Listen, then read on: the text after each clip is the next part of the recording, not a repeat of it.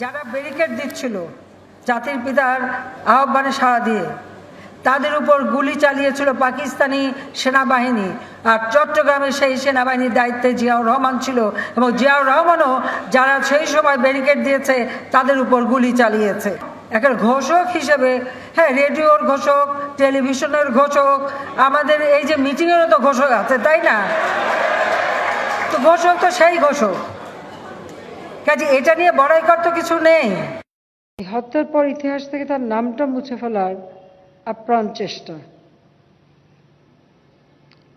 এখানে স্বাধীনতার ঘোষক দাঁড় করানো হলো, স্বাধীনতার নায়ক বানানো হলো, স্বাধীনতার ইতিহাস পাল্টে দেওয়া হলো।